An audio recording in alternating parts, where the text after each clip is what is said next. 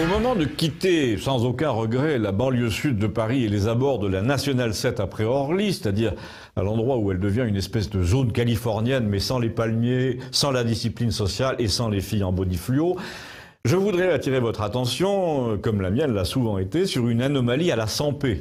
Vous connaissez Sampé, qui est un dessinateur délicieux, retraité maintenant, qui a 85 ans, et qui a fait 111 fois la couverture du New Yorker, avec toujours la même recette, un étonnement délicieusement réactionnaire sur les absurdités d'une modernité irréfléchie. On pourrait le comparer à un grand disparu dont le regard nous manque aussi, Jacques Tati, notamment avec des films comme Mon oncle et Trafic, et c'est justement Trafic qu'évoque l'observation que je vais vous livrer, laquelle, allez-vous me dire, patience encore, ce qu'il faut savoir, ce qu'il faut voir, c'est que cette zone qui va d'Orly à Ris-Orangis le long de la Nationale 7 mélange deux cultures, enfin si on peut dire, celle du petit bourgeois à pavillon à la Sampé et à la Jacques Tati, dont l'allée de briques autobloquantes serpente de la boîte aux lettres jusqu'au perron gardé par des lions en céramique, et de l'autre, une humanité que nous appellerons nouvelle, c'est-à-dire déjà nouvellement arrivée en France, 30 ans d'âge moyen, entassé dans des immeubles entourés de parkings géants et qui va sans arrêt à l'hypermarché pour acheter des caddies de soda, de télé géantes, de vêtements pour footballeurs de 4 ans et demi. Avec quel argent? On se demande.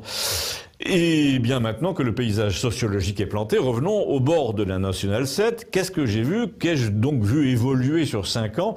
Eh bien, deux commerces qui prennent peu à peu la place de tous les autres. C'est-à-dire que vraiment, en certains endroits, vous pouvez vérifier, quand c'est pas un, c'est l'autre. Un, le concessionnaire automobile, avec ses calandres qui brillent derrière des grillages et ses halls d'exposition, ses showrooms, où les voitures ont leur feu de parking toute la nuit.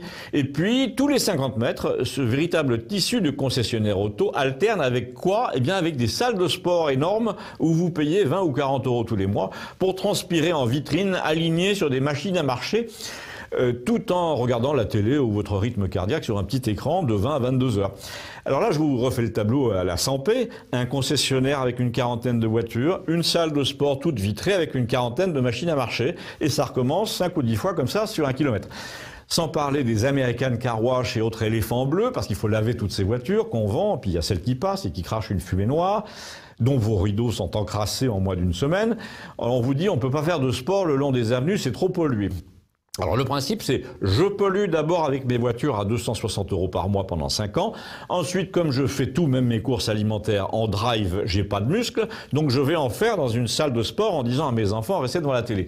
Et là, je respire un air filtré. À mon avis, dans moins de 10 ans, un nouveau concept va venir s'intercaler entre les deux commerces complémentaires, là, le bar à oxygène et le caisson d'isolation, un peu comme en Californie.